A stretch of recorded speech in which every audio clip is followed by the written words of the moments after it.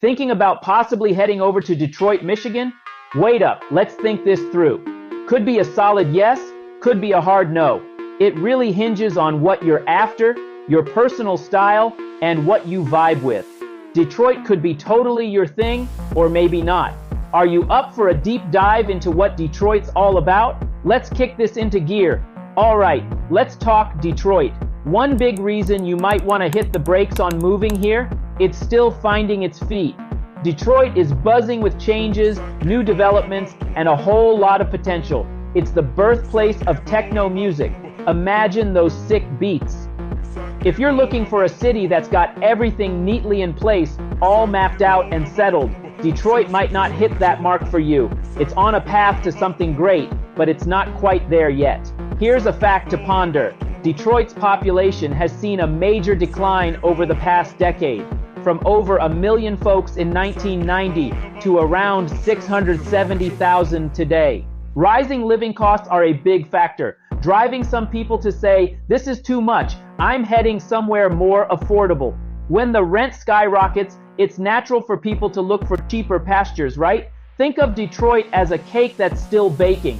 You peek in the oven, see it rising, taking shape, but it's not ready to eat yet. It's got potential, and you can almost taste how good it's going to be, but it's not quite there. So, if you're excited about being part of a city's renaissance, about being there as it blossoms and thrives, Detroit could be your dream destination. If that's not your cup of tea, then maybe it's best to search elsewhere. Next point, Detroit's size. It's enormous, like seriously vast. Could a city be too big? Perhaps. It spans roughly 143 square miles. It's not a neat square, but a unique, sprawling shape, with other cities like Hamtramck and Highland Park nestled right in its heart. Here's something cool. You could fit Boston, Manhattan, and San Francisco all within Detroit's borders. Many people think they're moving into a compact city, but in reality, it's sprawling. If you were to drive from the city's northwest corner straight to downtown, it's a 24-minute journey. By bike, you're looking at about an hour and a half. And walking, well, if you were up for it, it would take you a whole 5 to 6 hours. That's practically your entire day gone if you plan to walk across town. So if the idea of living in a sprawling urban expanse excites you, Detroit might just be your scene. Let's shift gears to public transportation. It's not exactly Detroit's strong suit. The city is famously known as the Motor City. It was practically built on the automobile industry. So naturally, the city's design favors cars and buses over other modes of transport. We don't have the extensive subway networks like New York or the iconic L trains of Chicago. We do have the People Mover and the Q line, but they're more like quaint trams, similar to what you'd find at Disneyland, but cruising through the streets of downtown Detroit. They're charming, but limited in reach. If you're thinking of moving here, owning a car becomes almost a necessity. You could rely on rideshare services like Lyft and Uber, but either way, prepare to budget for transportation. The public buses, they have a reputation for running late, which is a bit ironic considering the city's automotive roots. I personally can't imagine life without a car. I'm all about that automobile life, the freedom, the convenience. But hey, I get that some folks are all about that public transport life. What about you? Would you rather navigate the city in your own ride, or are you all for public transit? Drop a comment and let me know your preference and why. Now, about Detroit's housing scene. It's vintage, to say the least. If you're on the hunt for brand spanking new, ultra-modern living spaces, you might need to adjust your expectations. In Detroit, the homes have history, they have character.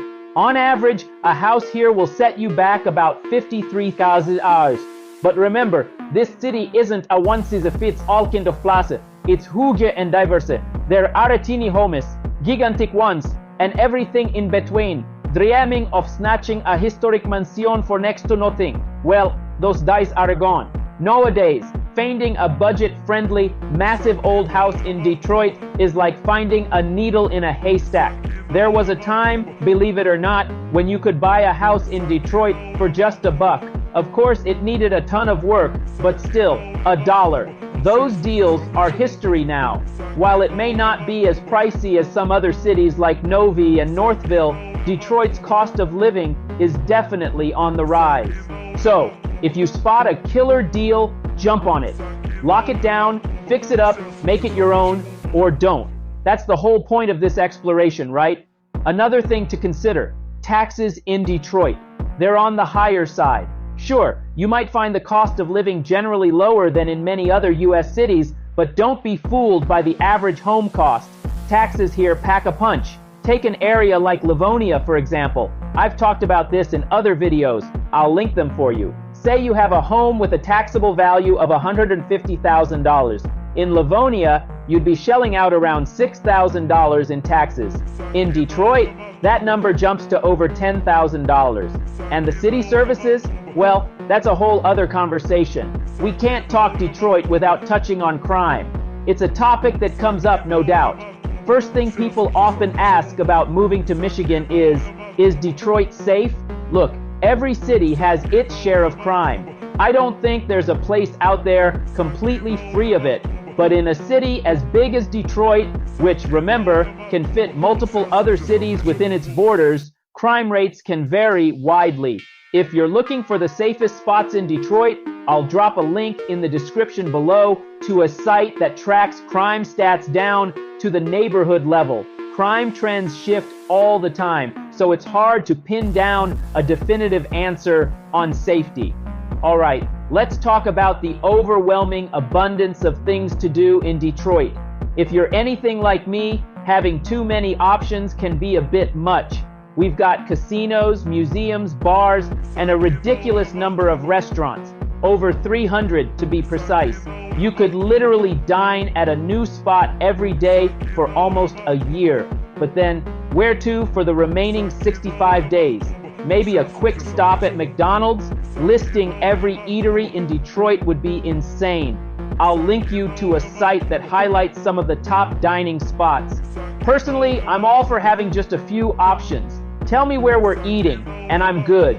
Decision making, not my strong suit. My wife's always like, where do you want to eat? And I'm like, honestly, anywhere's fine by me. So after all this, are you still considering Detroit as your next home base? If you're nodding yes, I'm here to guide you through it. Interested in exploring other areas or curious about where you should live near Detroit? I've got more insights and tips for you. Just reach out and let's get started.